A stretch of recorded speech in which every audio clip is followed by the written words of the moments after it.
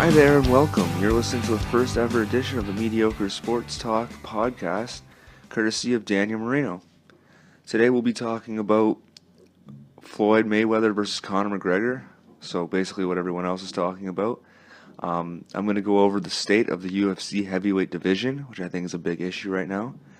I'm going to have a little fun segment planned ahead about the Chicago Blackhawks versus the Pittsburgh Penguins, so stay tuned for that. And I'll be talking a bit about LeBron James because, of course, it's a sports podcast.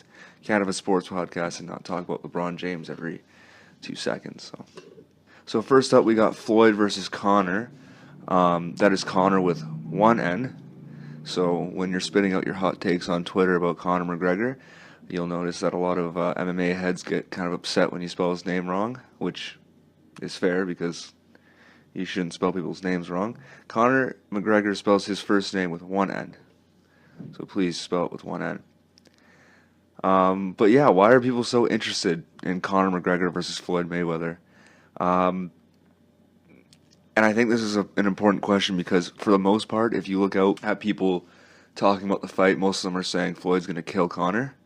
And realistically, that the fight is going to be very lopsided. Like, the only question is Floyd going to knock him out? Which Floyd hasn't been doing much recently in his career. If you look at his early fights, he did knock some people out. His early fights were also against a bunch of nobodies, but or will it go to decision like most of his more recent fights? We know how the fight's going to look. Mayweather's going to do his thing. He's going to use amazing movement and counter striking and speed to just pick Conor apart. But is it going to be finished? And I think despite the fact that we know how it's going to go, except for the, few people who really either aren't knowledgeable enough boxing-wise to know that this is going to be a lopsided fight in Floyd's favor, or just don't want to accept the fact that someone like Floyd will beat someone like Conor, because regardless of what you think about Conor's trash talking, and sometimes people think it goes too far, at the end of the day, if there was a good guy and a bad guy in this situation, Conor McGregor is definitely the good guy here, and Floyd Mayweather is the bad guy. Again, say what you want about Conor's trash talking, but if you actually listen to him, he actually is a very intelligent, forward-thinking person, whereas Floyd is, not to, step out of my boundaries as a sports analyst, but he's kind of a trash human being, and all you have to do is Google him, and you'll see why, right? I don't really want to get into that right now, but I think that's one major reason why some people are tricking themselves into thinking Conor's going to win. But at the end of the day, I think most people know or understand what this fight is, and that Floyd will probably wreck Conor on that day. So why are we still interested? And the answer to that is pretty simple. It's a spectacle, right? We want to see it. If you put Usain Bolt in a swimming pool with Michael Phelps, chances are, as athletic as Usain Bolt is, and as talented as he is, Michael Phelps is going to destroy him in that race. But I guarantee you everyone's going to want to see it, right? It's two ultra personalities, it's two ultra draws, it's two people that fans love to watch fighting and competing against each other. Like, that will sell, right?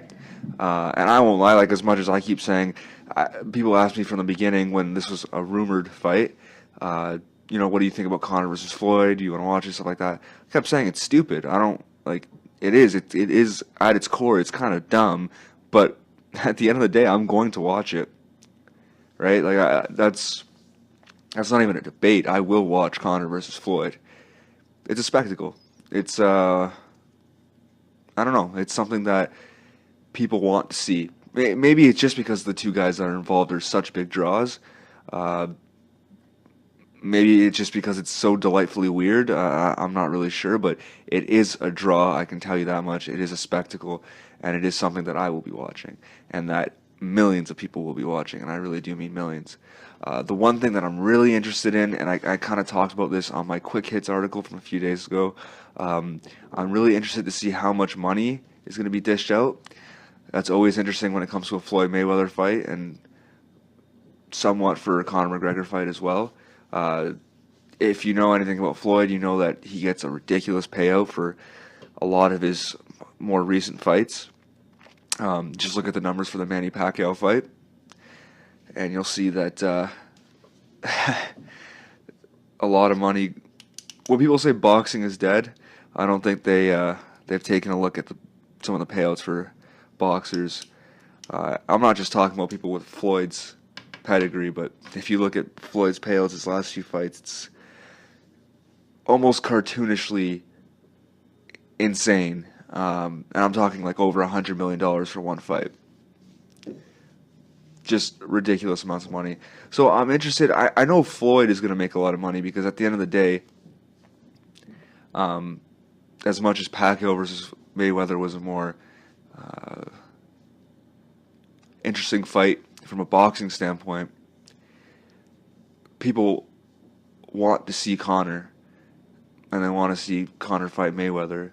So I think Floyd will get a similar payout actually to his Pacquiao fight, although that also depends on the pay-per-view buys, because he'll have pay-per-view points built into his contract. But I'm really more interested to see how much Conor and the UFC get. When this thing all started, Dana White, the president of the UFC, kept saying that, they're going to get a 50-50 cut with Mayweather Promotions. That's something that most analysts laughed off for obvious reasons. Again, a lot of MMA people will want to think that Conor is the star in this one. And to be honest, I think Conor's been much more relevant the last year or so, like pretty much since Floyd fought Pacquiao, not even since he retired, but since he fought Pacquiao, McGregor has been his popularity has just been rising at this extraordinary rate.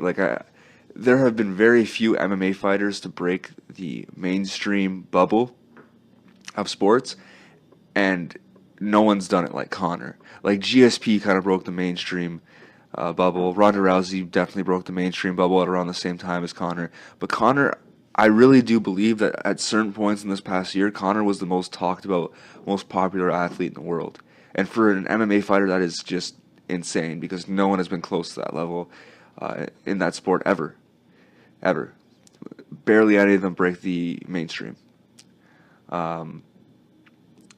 But Mayweather's the guy who's gotten these $150 million payouts for fights. McGregor fighting in the UFC, he's gotten some giant payouts that have gotten near or exceeded double digits in the millions, but not 100 million, right? Floyd's the one who's proven that he can make that much money. So there's no way that they got a 50-50 cut. I'm just really interested to see how much Conor, because Conor's a really smart guy and he's a really good businessman. I'm really interested to see how much he negotiated out of this fight. Because he is a draw, right? I don't think Floyd could fight anyone in boxing right now and draw as many pay-per-view buys, as Conor will get him, right? This is the biggest fight that you can do right now. So I am interested to see just how much Conor squeezed out of this one. And I want to talk a little bit about why they're draws. Because I've been saying that already. I've said that word a bunch of times, and you'll hear it a lot. And when analysts talk about the fight, you'll hear a lot about how these are the two biggest draws in combat sports and two of the biggest draws in combat sports history, right? Floyd is just amazing at promoting himself. The whole undefeated record really helped out. He's also a very good example of that whole, it doesn't matter if they're watching to see you win or if they're watching to see you lose, as long as they're watching. He is a big example of how that is absolutely 100% true. Because at the end of the day, most people who buy a Mayweather fight buy it to watch him, and they will buy it to watch him lose, right? Because you'll see some great boxing fights that don't pull in even a million buys, and then Floyd fights and they get 2 million buys, but nobody likes him, right? Like, the majority of people that you'll meet that know who Floyd Mayweather is don't like him. And again, if you don't understand why, I would just Google his name and you find out pretty quickly why he's an unlikable guy. But again, a really smart promoter, right? He knows how to promote himself. And that whole undefeated record has really helped with his promotional skills. He's one of those guys that, again, he's very hateable. But I think if he had lost at some point, like, he wouldn't be able to survive that. Conor, though he isn't as big of a draw as Mayweather, is able to survive losses. Maybe not, obviously not too many, right? Like, to be the ultra draws that they are, you can't just be great on the mic. You can't just be great at promoting yourself and promoting your fights. You have to actually be one of the best, if not the best fighter in the world, right? But Conor proved when he lost to Nate Diaz in their first fight that he can survive a loss, because he didn't just lose that fight. He got rocked, almost knocked out on his feet, went to the ground, and then got choked to the point where he had to tap out. Like, for people who don't watch the sport often, that's a big thing. You just saw this guy. The whole reason that you're watching the fight is to watch Conor McGregor, right? And you just saw him basically say, I can't take this anymore, and tap out. So he's proven that he can survive a loss. The reason that Conor is so great is his confidence, right? Like, the way he talks in press conferences, his trash talking is next to none. I grew up a huge Chael Sonnen fan. Chael was, for a long time, when I started high school, was my favorite athlete in the world in any sport. I still have a Sonnen Says shirt. Back home in Caledon, I still have a giant poster of Chael Sonnen above my bed. And the reason I love Chael wasn't just because he was a good fighter, because he was good, but he was never a champion, but it was because of his trash talk. And McGregor is a 10 times better trash talker than Sonnen ever was. Because Sonnen, his trash talking was great, but it was very scripted. It was very WWE-like. A lot of it was actually ripped off from the WWE, right? But you can tell, like, I mean, it rhymed. It was very zany. It was extremely clever, and it worked. But it was, again, admittedly, it was scripted, because there's no way he's just coming up with rhymes off the top of his head, right? And he was also one of those guys that kind of made you know, I'm saying this because it's going to get people talking, right? And because it's going to promote the fight. He never hid that. I mean, why would he be doing what he was doing if it wasn't for that reason, right? Even with the Anderson feud, when he said the stuff about Brazilian people, there's no way he says that without doing it for the purpose of getting people to watch the fight, right? With Conor, it's like genuine. You know what I mean? Like, he says things, one, because he's crazy enough to believe them, and two, because he just has this amazing confidence about himself. But he's also just so witty. Like, off the top of his head, he says these things, and they're so perfect. Even, like, the small things, like with the Jeremy Stevens press conference where Stevens is trying to say, like, oh, this guy, when he fights people, he, like, you know, when I fight featherweights, I knock them out. They go to sleep. They don't get up. When McGregor hits them, they get up, whatever.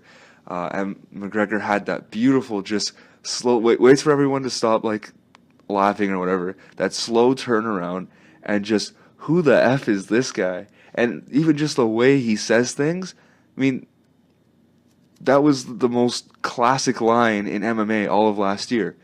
It was so simple, but the way he delivered it was magnificent, right?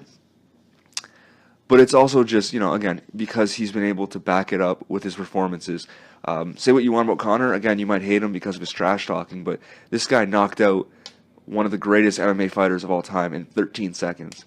Jose Aldo, going into that fight, was unbeatable at featherweight. Like, I really don't think, and especially now that he's lost to Max Holloway as well, I really think people are forgetting just how dominant Aldo was. Like, Jose Aldo was the kind of guy where the only time he would have a close fight was when he would go up 3 rounds to none and just coast and end up losing the last two. But he would just, like, he would get bored in the octagon. That's how dominant Aldo was. And McGregor talked to him like he was a joke, which I think got in Aldo's head a little bit, and then he knocked him out. Like, a win over Jose Aldo, it's not just, I don't even know how to explain it. Like, that is an all-time great victory. You know what I mean? Like, Jose Aldo is legitimately one of the greatest fighters of all time, and McGregor beat him. And it's not like, oh, Aldo was past his prime. No, Aldo still is a great fighter. Aldo's still an elite fighter. Even in that Holloway loss, like, he looked good. It's just Holloway's pretty damn good. And even if you think he's lost a step, it would have only happened after the Conor fight. Aldo was still at his most dominant when he fought McGregor. And after the loss, he fought Frankie Edgar, who's also one of those very underratedly great fighters of all time. And he just beat the hell out of Edgar. Looked like he hadn't lost anything. So McGregor does have the resume to back up his trash talk. And the third thing that comes to mind with why he's a big draw is that he has an exciting style, right? That's one thing that's always hurt Mayweather, is that he's a counter striker. I actually really respect the way Mayweather fights, because I think it's just masterful. You know what I mean? The way he swerves around the ring and you just can't hit him. It's so frustrating. You can't hit him and he hits you whenever he wants to, right? But a lot of people find that boring, and it is like a boring style compared to others, right? And it was a big thing that plagued GSP, when he was the best fighter in the world, is that he was also a very boring fighter to most people. You just take people down and kind of out-wrestle them for 5 rounds. But McGregor is like, he's like a stand and banger, you know what I mean? Like, he's a great counter striker and all that, but this guy knocks people out. That's what people want to see. They want to see knockouts. And he knocks people out. Almost every single one of his fights ends in a knockout, right? The only victory he's had that wasn't by knockout, if memory serves correct, was the decision victory over Nate Diaz, and Nate Diaz is not an easy guy to knock out. The only time he's been knocked out in the UFC was against Josh Thompson with that wicked head kick in 2012 or 13. But McGregor has a very exciting style. He's very flashy in the octagon. He kind of keeps his hands down. He's got bricks for hands. He throws those jumping kicks and stuff like that. He's just a very entertaining fighter. So that's why you have these two ultra draws in their sports. So that's what that means when you hear it. When people say these are the two biggest draws in combat sports, and those are the reasons for it.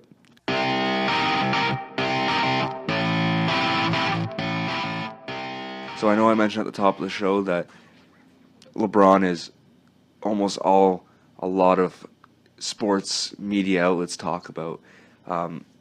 It's kind of overkill at this point, but I actually thought about writing an article about what I'm going to say.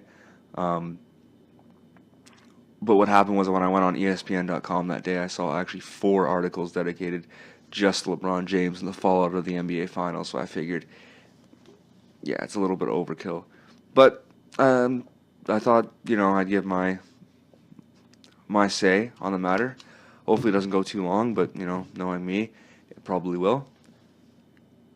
So when it comes to LeBron, especially since the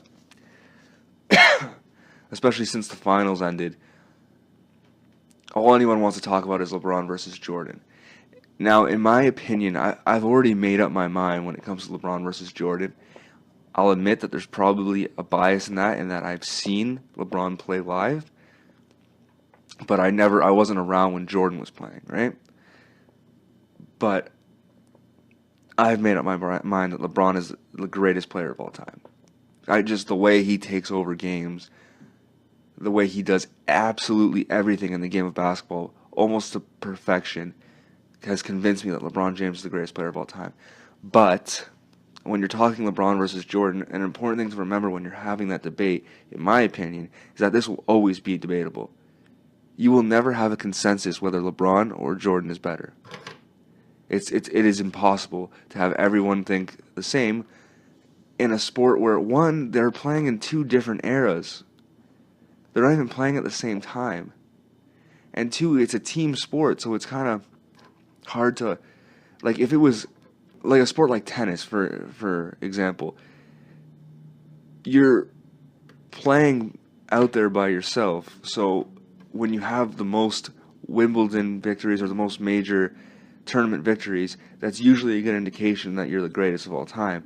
Now, again, even that could be debatable because the equality of competition could always come into play. But at least that way you can get more of a consensus than you can in a sport like basketball. But you will never, ever have a consensus greatest of all time between LeBron and Jordan. And in 15 years, there will probably be some kid who people are saying is better than both of them anyway, right? But the problem I have is when people suggest that James's loss this year in the finals goes against that argument that he's better than Jordan.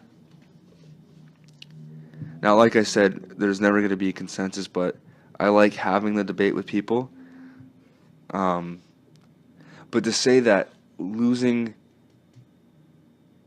in this year's finals makes LeBron's legacy in any way any worse than it was before the loss is ludicrous, right? And it's kind of sparked me into this. Let's break down LeBron James's legacy from the negative standpoint, right? One thing that I just can't understand about people who hate on LeBron is it seems to me like their argument is that losing in the finals is less impressive than losing in the first round. Now, I understand the whole point of sports is to win the championship, so, if you lose, you lose. But making the finals is obviously more impressive than losing in the first round. Like, that can't be debatable, right? I know the whole thing is that Jordan was 6-0 in the finals, so, he elevated his game when it mattered. But, I mean, you have to win in the first round to even get to that point. So again, let's break it down a bit. Since coming into the league, LeBron has only missed the playoffs twice in his career.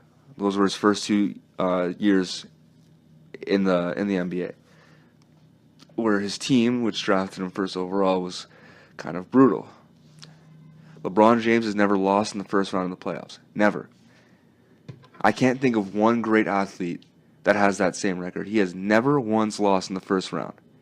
Like, that is a truly great record to hold. You have to be, like, the best players consistently go deep in the playoffs. The best teams consistently obviously go deep in the playoffs. This man has never had a year where he wasn't good enough to get past the first round. That's ridiculous. Then you want to talk the second round. LeBron James is 9-3 in the second round. That's after starting his career 2-3 in the first round, or in the second round, sorry.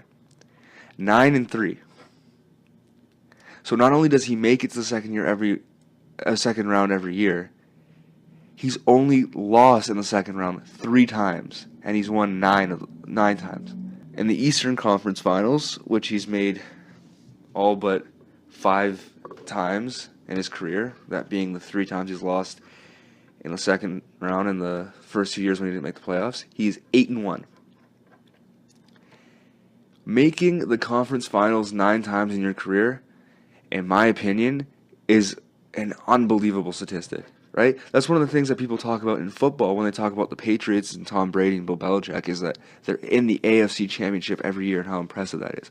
LeBron James, in 14 seasons in the league, has made the conference finals 9 times, but he's only lost 1 of them. He's only lost in the conference finals 1 time out of 9 trips. That being to the Orlando Magic, which I think a lot of people forget about. So then let's dissect the 3-5 record in the finals. That's the one that everyone kind of focuses on, right?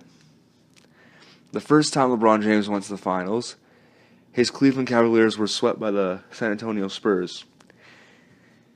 The amazing thing about that, though, is that when people say 3-5 in the finals, they don't look at the context of these series. And this is a perfect example right off the bat. Losing to the Spurs in the finals that year is actually one of James's greatest accomplishments. In my opinion, losing in the finals that year is probably more impressive than his first 2 titles in Miami. Like, we all know what the most impressive accomplishment in LeBron James' career is, but this one, I think, is either number 2 or number 3. All you have to do is look up the roster of the 2007 Cleveland Cavaliers, and you'll see that LeBron James dragged that team by its heels into the finals. I mean, dragged the team. It's one of the worst teams to ever appear in the finals before. It might be the worst team. Like, I'm talking, they wouldn't even be in the playoffs if James wasn't on the team. And that's a team that won the Eastern Conference. Also, it's worth noting that the run to the finals that year included a Game 5 against the Detroit Pistons in the conference finals, where LeBron James had one of the most iconic performances in the history of basketball, putting up the final 25 points. The last 25 points the Cavaliers scored in that game came from LeBron James in a double overtime win. 18 of those came in overtime. And it's also important to, again, remember the context of these situations. The Pistons had won the NBA championship, lost in the finals, and then lost in the conference finals in 3 straight years before that series with the Cavs and LeBron James. Detroit was the best team in the East the last 3 years. NBA championship, Eastern Conference championship the year after that, and then losing in the conference finals to the Miami Heat. That's what they did the 3 years before LeBron did that to them in the playoffs. And that last one, when they lost in the conference finals, they actually beat LeBron and the Cavs in the second round. One of LeBron's only 3 second-round losses, and the only one that wasn't to the Celtics. The next finals appearance he had is the one that is definitely the worst one. That's definitely the one that people like Skip Bayless like to focus on, is when the Heat lost to the Mavericks. And that is brutal. That is something that will always hurt his legacy.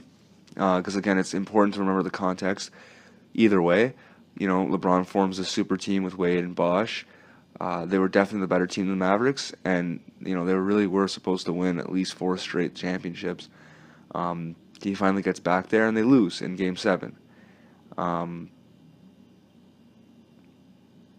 It's hard to say, was it the pressure of not just trying to get your first championship, but it's like when you leave Cleveland, your hometown that drafted you first overall, to form this team to finally take out the Celtics and finally get your first ring. And if you want me to get into why he left Cleveland and Miami, and like to go to Miami to win championships, all you got to do is read my first article that I published on my website, and you'll understand that I don't have any problem with that. But there was a lot of pressure with the amount of hate he was getting for doing what he did, that it had to have a payoff of a championship. It had to. So maybe that pressure got to him, right? And again, winners win despite pressure. I don't know how many people have had that much pressure on them. But again, would you rather have the Heat have lost in the first round or have lost to the Mavericks in Game 7 of the NBA Finals, right? Again, not a good look, that Finals, but it is what it is. The next Finals appearance he had was the year after. Well, I mean, he's made it 7 years in a row now. And him and the Miami Heat, again, he had Bosh and Wade, and they were a stacked team, but it's important to remember that they beat Kevin Durant, Russell Westbrook, James Harden, and Serge Ibaka all on the same team. So yeah, that Heat team was great. It's one of the greatest teams maybe ever. But it wasn't like they were just facing these nobody teams. Durant, Westbrook, Harden, they've all gotten better since that series, but you're still looking at, for sure, 2 MVPs right there. because you know Westbrook or Harden's going to win it this year. Those are three of the best players in the league right now. And Serge Ibaka is not a bad fourth best player. Like, for Serge Ibaka to be your fourth best player is pretty damn good. So he beat a pretty damn good team that year in the finals. The next year, they beat the San Antonio Spurs, one of the greatest playoff series I've ever seen. The Spurs are the most consistently good team in the NBA since the late 90s.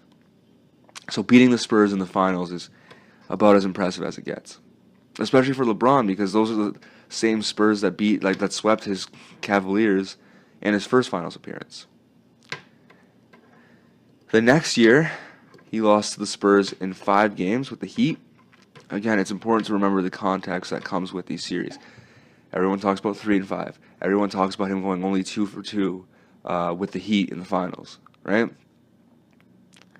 But that year, if you actually put yourself into watching that series when it happened in 2013, Wade and Bosh kind of seemed like they were checked out by the time they got to the finals. At that point, when they got to the finals, Wade and Bosh were checked out, and LeBron was once again the guy carrying his team on his own. And I just talked about how consistently great the Spurs have been. A lot of people forget that the Heat and LeBron James were the underdog that year in the finals. The next year, LeBron went back to the Cavaliers and lost to the Warriors in the finals. The Warriors who were in the midst of building this dynasty, right? The Warriors who, for people who were born just this year, were actually pretty damn good before they got Kevin Durant. And, Kyrie Irving and Kevin Love were both hurt in that series. So it was literally LeBron James versus the Golden State Warriors, who were having this pretty historic season, right? And this goes with that first loss to the Spurs in 2007 as being one of the most impressive accomplishments of his career, being that he made that series close. It was a 6-game series, but it was Golden State versus LeBron James on his own. So again, I even think that one is more impressive than his 2 wins with the Heat. He was by far the best player on the court that entire series. He dragged them to 2 wins. Right? The next year, he beat that same Golden State Warrior team that had now actually had this historical 73-win season. This team broke the record for most wins in a regular season. They were on the cusp, up 3-1. All they had to do was win one more game, and I think a lot of people would have considered them the greatest team of all time. And LeBron James somehow brought his team back to win Cleveland's first ever ring. That's the most impressive accomplishment of his career. Then the next year he goes to the finals. This past year, he loses to that same 73-win team, that same team that was a win away from being considered the greatest team of all time, but they added Kevin Durant, the best scorer of his generation, the second best player in the world next to LeBron James. So I don't really think that hurts his legacy either. When you talk about 3 and 5, you have to remember context. The context of each series is important. Right? The dude has made 8 finals appearances, 7 in a row. LeBron is the finals. That's the saying, right? If you look at the context of each loss, it kind of changes the story a little bit. Context is important. If you don't think he's the greatest, that's fine. It's a debate, and that debate will continue for a long time. It will never end. There will never be a consensus of who's better, Jordan or LeBron. But it's important when you're going to use that 3 and 5 record, you have to remember context. All right, so next up, I have a little bit of a fun segment planned. I want to talk about something that interests me a lot, and that's that in hockey, we have these 2 teams in the NHL. These 2 teams that are kind of like the most dominant teams of their conference over the last 10, 15 years, right? Or 10 years, right? You have the Chicago Blackhawks, who up until last year, or even a year and a half ago, were considered by far the best team of this current era in the West. And then you have the Pittsburgh Penguins, who have now kind of crept into that conversation with these back-to-back wins, who are in the East and might be considered the best team of this generation. So I wanted to kind of debate with myself to figure out which is the better team, right? So I like to separate small eras. I know that's not actually how it works, but I like to think we're in the Crosby era right now. I like to think that this era started in either 2004 or 2005 when Malkin and Crosby were drafted, right? You had this new era where you had this influx of talent like Crosby, Malkin, Taves and Kane came right after that. All of these guys that have kind of like, oh, and also obviously Ovechkin, but all these guys that have kind of defined the last 10 or so years of hockey were all drafted around the same time. I like to think the era started back then, right? And I like to think that that era is coming to an end right now, not because those guys are getting worse. Crosby's still the best player in the world, and he probably will be for another 3 or 4 years. But, you know, I just think that Crosby will be now playing in the McDavid era, right? We have a new era beginning with all this young talent like McDavid, Matthews, Eichel, Marner, all these guys coming into the league now. They're kind of like the new era, the one that's going to take over for the next 10 years or so. And again, I'm not saying Crosby, Malkin, and all those guys are going to fall off the face of the earth now that we're in this new era. I mean, Joe Thornton played in the NHL for years before the Crosby era started, but he was a big part of the Crosby era because he's one of the best players in the league, right? So which team was better during the Crosby era if we say it started when Malkin or Crosby was drafted and it just ended this past year? So both teams have the same amount of cups. Each team has 3 cups in that time span. But whose cups mean more, if you can even define that, right? The Penguins went back-to-back this past 2 years, which is something the Blackhawks never got done. It's something that I have actually a really good friend who's a Blackhawks fan, and it's something that's always bothered him, is that and this is kind of the reason why I started to think up this segment, is a few months ago when the playoffs were about to start, he was just desperate. I think he was actually more concerned with the Penguins winning than the Blackhawks winning, because he didn't want that argument to be that the Penguins winning back-to-back meant that their cups meant more than the Blackhawks, because the Blackhawks never won back-to-back. They won 3 in 6 years, which is unbelievable, incredibly impressive, but they never had that back-to-back win, right? And it might come back to haunt them legacy-wise. However, it might, the Penguins team that won the first of their 3 cups in this era in 2009 is 100% different from the one from the last 2 years, right? The Blackhawks team that won 3 cups in 6 years, at its core, is almost exactly the same, right? Taves, Kane, Hossa, Keith, Seabrook, all those guys were there for all the cups, right? Whereas the Penguins, it's realistically just Crosby and Malkin and Chris Letang, right? But the team that won in 2009 and the team that won the last 2 years is completely different. So I think that helps the Blackhawks argument right there, is that yes, they've won the same amount of cups in the same amount of years, but the Blackhawks won with the same team, right? That same team was dominant and won 3 cups, whereas the Penguins had to kind of reinvent themselves, which actually could be used as an argument for the Penguins, is that they had to reinvent themselves to do it. But I just think if you're talking about the greatest team of an era, it should be the same team, right? Then you go into the player-for-player argument, and in that sense, the Blackhawks, I think, kill the Penguins, right? They have the better depth. Crosby is better than Taves. Then you go with the second star. Kane and Malkin it's a tough argument because they're 2 totally different players, right? I think I would probably prefer Malkin on my team because he's a centerman and he's better defensively. But I mean, Kane is maybe the best goal scorer of his generation, so that is a tough argument. But then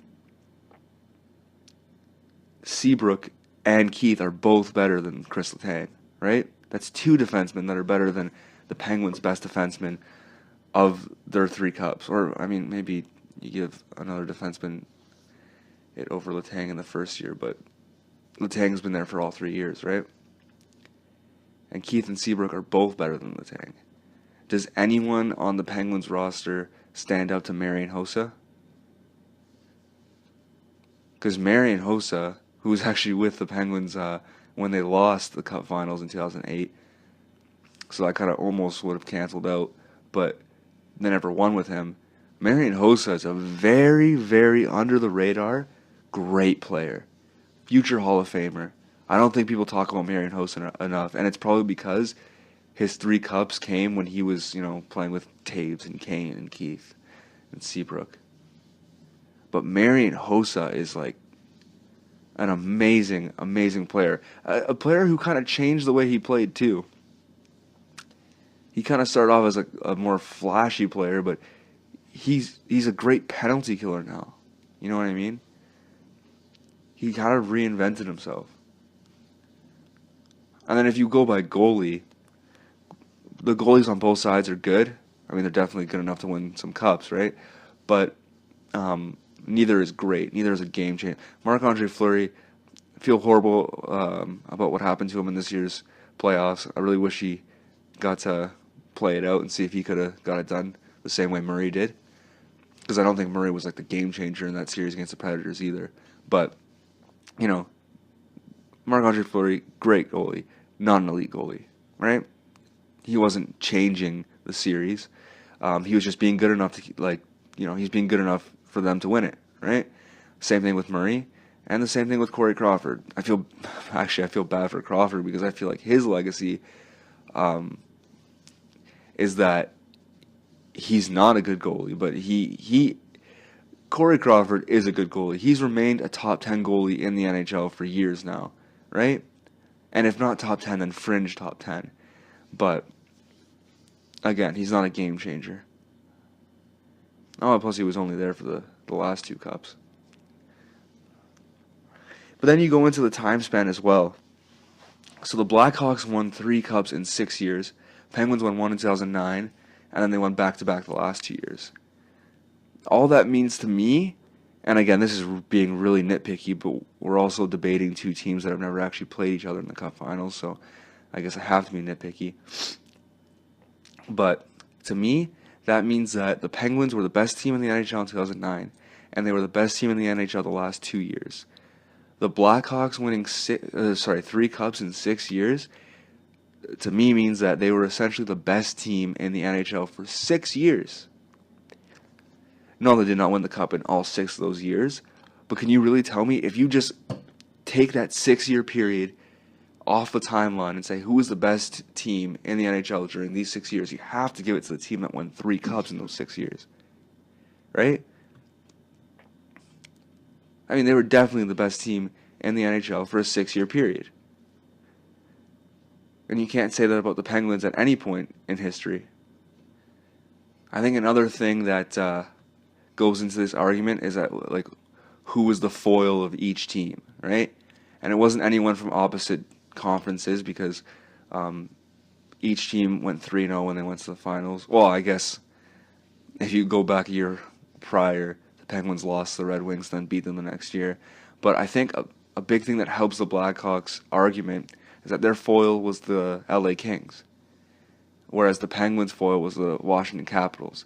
Both great teams, but at the end of the day, the Kings won 2 Stanley Cups during the period that the Blackhawks were winning their 3, right?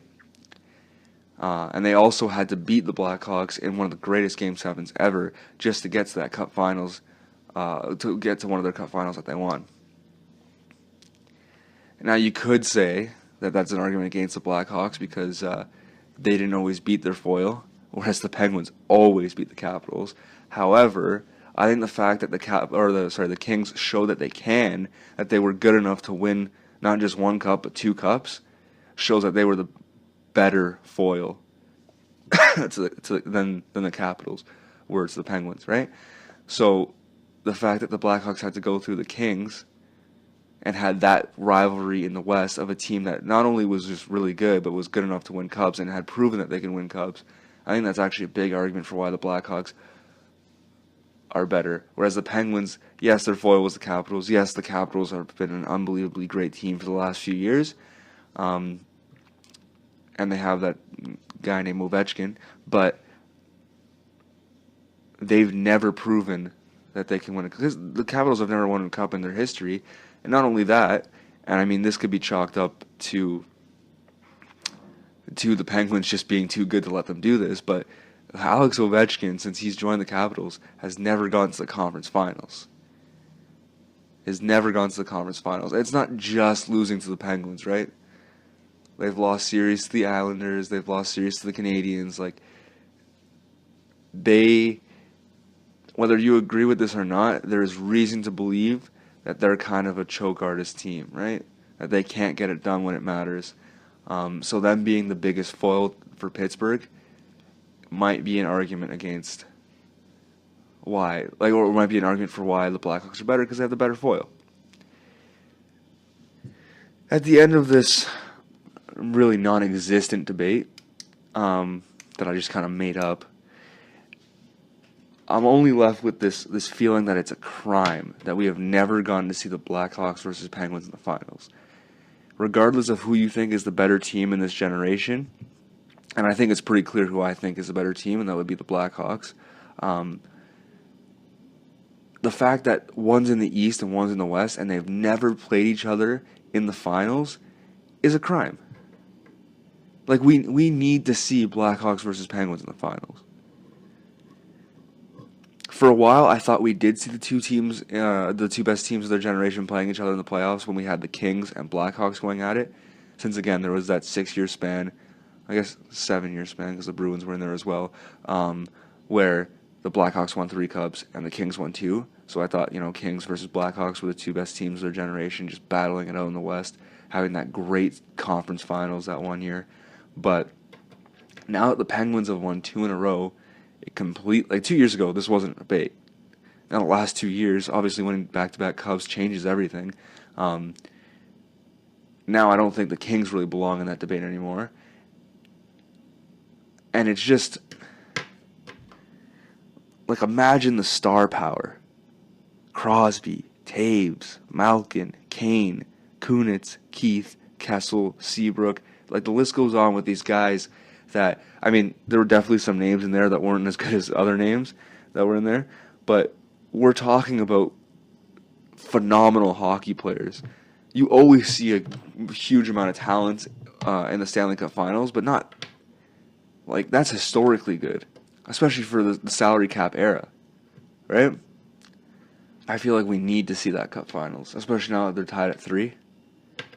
So much legacy would be on the line. Like, at the end of the day, when I'm talking about legacy, I don't mean, like, in terms of individual standing. Maybe in some people's cases, but, like, there's no way anyone surpasses Crosby from that era, right? Like, Crosby is already cemented. He's only 30 years old, but he's already cemented himself as the greatest player, for sure, of his era, and arguably one of the top 3 to 5 players of all time. But the legacy for those teams, and even the players as well. I just realized I didn't say Hossa when I was naming the star power. Jeez. But it'd be a lot similar to the NBA Finals this past year, where it was like, there's always a lot on the line in the finals, obviously, because you're playing, like in the NBA Finals, you're playing for the NBA championship. So there's always, like, the finals of any sport, there's always so much on the line, like a ridiculous amount on the line. But Blackhawks and Penguins would just be one of those cool series where there's even more on the line than usual. Like an unprecedented amount of legacy on the line, right? You have the two best teams of their generation facing off, right? Taves and Crosby. For a long time, there was a debate between Crosby and Taves. Now, I think that debate is more than dead now. Like I said, no one's going to surpass Crosby in this era, but when they were the two, like there was a point where they were the two best players in the world. Crosby was having those concussion problems, and that, by the way, that's one of the reasons why I'm really happy that Crosby's done what he has over the last 2 years, is because I really was getting that sick feeling that maybe it was done for him with those concussion problems. But at that time, there was a debate that maybe Taves was the better player, right? He was the winner, 3 cups to 1. To see them face off, literally face off, take the face off at the same time, in the Stanley Cup Finals. Like, how often do you get to see two of the greatest? Because it's not just that these are the obvious two best teams of their generation. These might be the two of the best teams of all time, right? They've won multiple cups in the Stanley Cup era, or sorry, not the Stanley Cup era, the salary cap era. These might be two of the greatest teams of all time, if you consider the era that they played in, right? How often do you get to see two teams that great face off? Like, when there's one team that dominant, there's usually only one team that's that dominant, right? Think about football for a second. The most dominant team of this most recent era is the New England Patriots. Can you think of any team that even matches that? Pittsburgh, maybe? But the Patriots have always, like, killed the Steelers. No, there's just no debate. No, there really isn't. And, like, the Patriots have lost Super Bowls in this run they've had, right? They lost 2 Super Bowls to the Giants, but there's no argument that over the last 15 years the Giants are better than the Patriots just because they went 2-0 against them in the Super Bowl. No, at the end of the day, the Patriots are the best team of the last 15 years, of this past era, right? It's not often that you have this debate where you have these two great teams that actually can play in the finals, because one's from the Eastern Conference and one's from the Western Conference.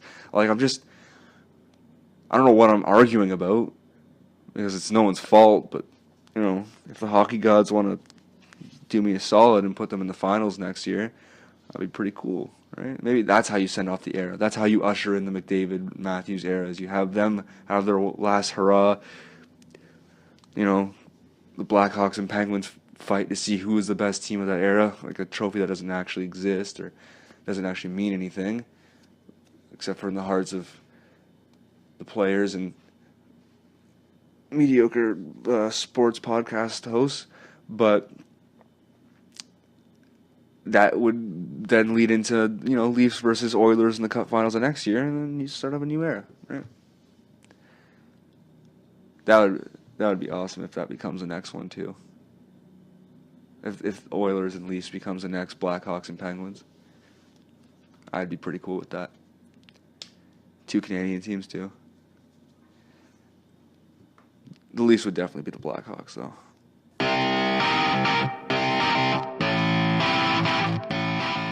Alright, anyway.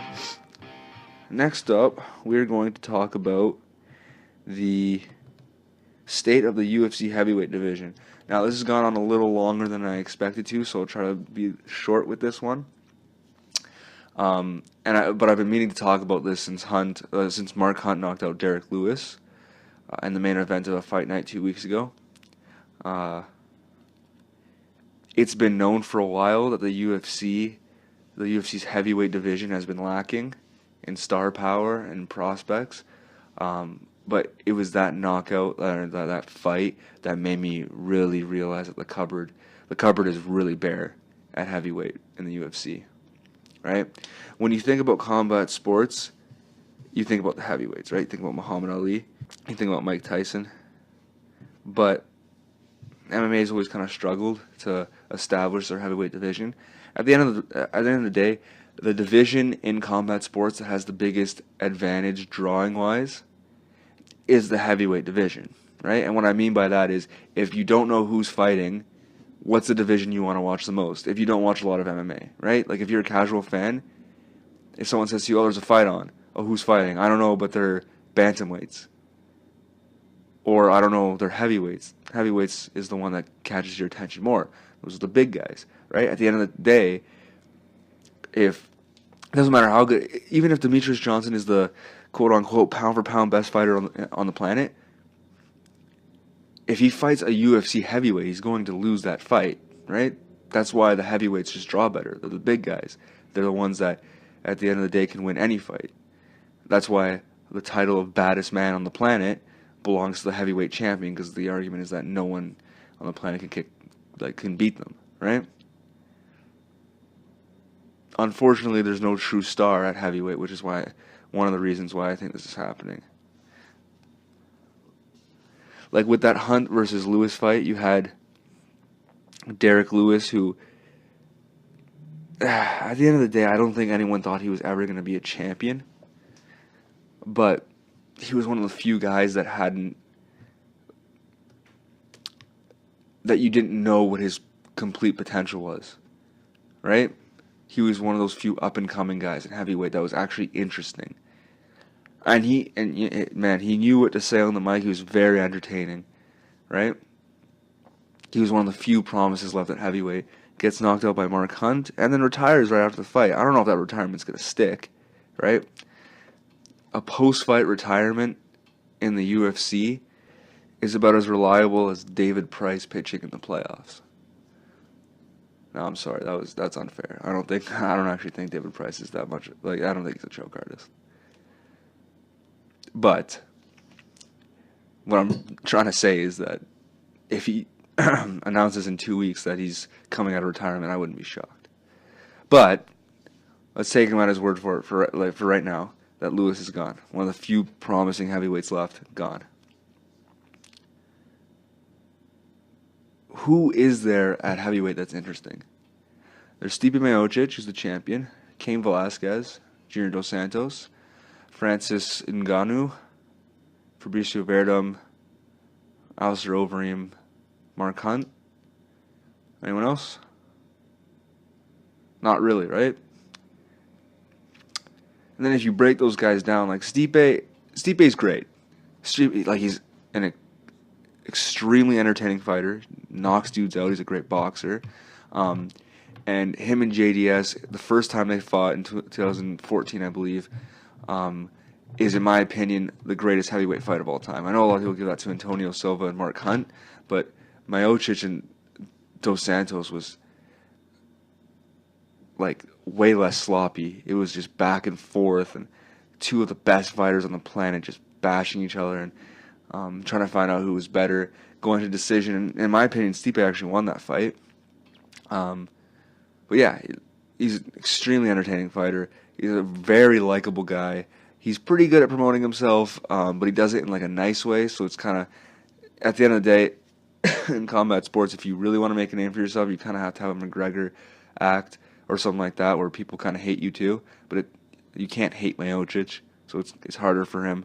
But he's still an interesting guy, right? He still makes it work.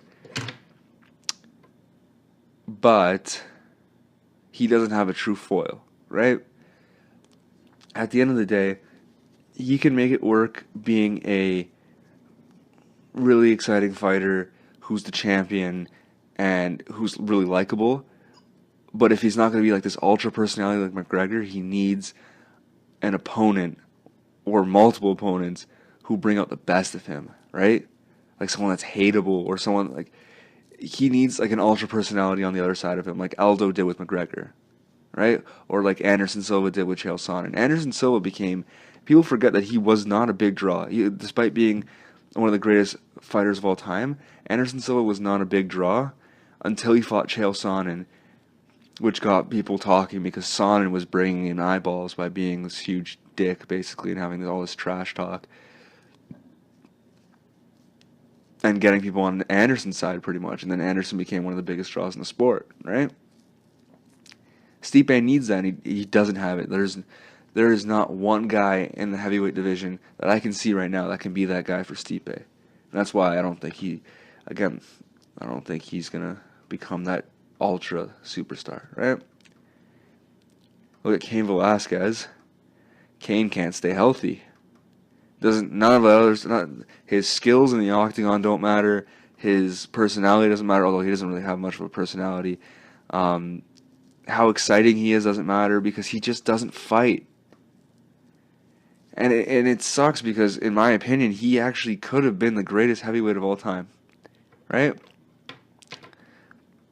He was undefeated at one point while he was champion. He has those 2 victories over JDS, who is one of the greatest heavyweights of all time. Kane will go down, I think, as a top 5 heavyweight of all time, but I don't think he'll ever be able to. No, he never will be able to overtake Fedor Emelianenko as the greatest heavyweight fighter of all time, just because he doesn't fight. This guy fights once, he gets hurt, he's out for a year and a half to 2 years, comes back, loses, fights again, wins, he's out for a year and a half. It's this endless cycle. The guy can't stay healthy. I've never seen it before, but unfortunately, he just will never. He's not reliable. He'll never become a draw. I mean, even if you want to look at the heavyweight division, how I was saying the cupboard is bare, even if you don't care about their drawing ability, it doesn't matter how good he is. He just does not fight, so it doesn't count. And you look at Junior Dos Santos. Does anyone really think JDS will ever be champion again? I mean, he got wrecked by Miocic in the rematch for the title. I don't think by any means that he's done. I think he's still a great fighter, and he's still one of the best heavyweights in the world, definitely top 5. But realistically, the end is probably in sight, right? He got wrecked in his last fight against Miocic. He's definitely losing. He was unbeatable before. Then he had those 2 losses to Velasquez. He had that random loss to Overeem. Now he's lost to Miocic. Like, this isn't the same JDS. We've already seen some regression. Again, he's not done right now, but we've already seen some regression, and I think the end is definitely in sight because no one beats Father Time, right? It could happen any day. His next fight, he can look like shit against some random guy, right? He can look great, but it's just, I think it's coming. Within the next 2 or 3 years, JDS will be done. And the same could be applied to Alistair Overeem, right? It's hard to say that about a guy who just fought for the title, although actually Miocic's last 2 opponents were JDS and Overeem, but he doesn't look bad right now, but it can come at any point. JDS and Overeem have been involved, especially Overeem, have been involved in this sport for years. They've been here for a long time, and that wear and tear has an effect on you, right? Any fight, they can show up and look like shit. Just look at Frank Mir at the end, man. Like, the last 3 or 4 years, Frank Mir hasn't done a lot of winning, but he was one of the greatest heavyweights of all time who just one day just didn't look like the same fighter and ended up losing a lot in his last few years in the sport, right? Mark Hunt is an extremely entertaining fighter, but again, he's not young, right? He's getting older to the point where he could retire at any moment. And he's one of those other guys that, like, what's the point if you know he's not capable of winning a title? And this is nothing against Mark Hunt, but he's never going to win a title. Like, look at every time he fights in, like, either a potential number 1 contender fight or a title fight, he kind of gets wrecked. Like that one fight against Verdum for the title, he had that moment where he rocked Verdum, but Verdum ended up knocking him out, right? JDS beat the hell out of Hunt and then knocked him out in the 3rd round. When Hunt fought Stipe before Stipe won the title, it was one of the most lopsided beatdowns I've ever seen in heavyweight history, right? Hunt's just not capable of winning the belt, and that's fine. He's a good fighter. He's just not a great one. He's an entertaining guy, but that can only go so far when you're not great. So yeah, like, he's not there either. Verdum is also on, like, not getting any younger. I think his loss to Stipe may have been the end of his run as one of the elite heavyweights. I shouldn't say one of the elite heavyweights, but like it might have been the end of his chances to be the guy, right? He was the best heavyweight in the world for a little bit, and I think that time is done. I don't see a fight with Stipe going any differently if he has a rematch, right? And then you have Francis Ngannou, who's the only real true promising prospect left. But I worry for Ngannou for a few reasons. One, his English isn't great, and that's always going to be hard when you're trying to become a draw. And 2, I'm really kind of worried that he's going to get thrown to the sharks soon. I think the UFC knows that he's their only promising prospect, and the UFC has shown before that they don't know how to deal with prospects like that. I can see them, after his next fight, throwing him against let's say, Cain Velasquez or Fabricio Verdum, and it being too soon for him. Like if you build a guy properly, you want to see someone who got built properly. Just take a look at the next guy I'm going to talk about's resume in MMA. But you need to slowly build them up, right?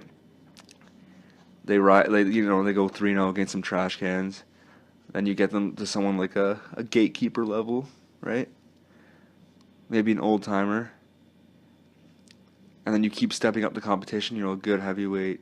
Then you give them that elite heavyweight fight, and then you have them fight for the title. But I think Ngannou's going to get thrown to the Sharks, and if that happens and he gets wrecked, it could seriously hinder his career, and he might not turn to anything, right? Also, we don't know with him. And that's why I think the heavyweight division right now needs Jon Jones. Think about how crazy this is, because I always wanted Jon Jones to move up to heavyweight to see what he can do, but at the same time, I've always wanted him to clean out the light heavyweight division first.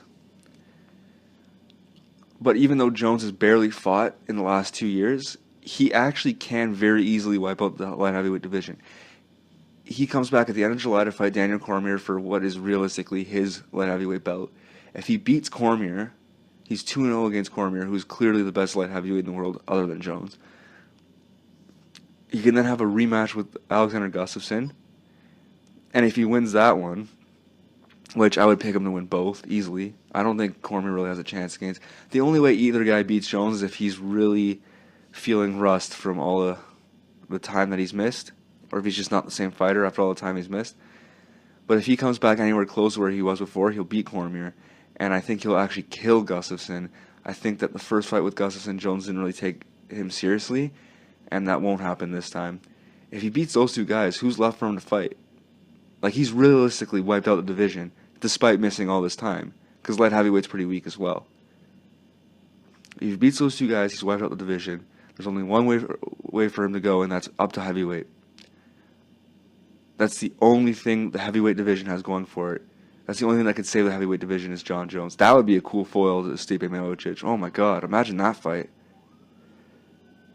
It'd just be so intriguing to see if Jones could do it at heavyweight. If he could be the next star at heavyweight, or if he could be the foil for Miocic.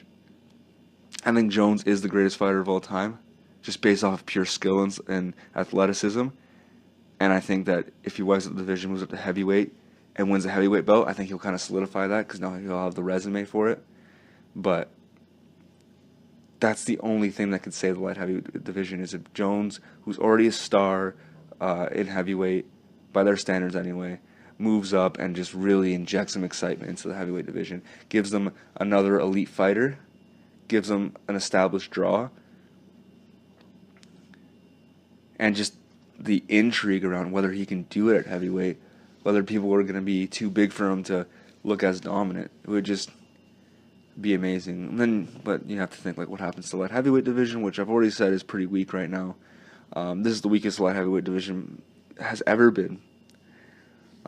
So Jones leaving it wouldn't be the best thing for it.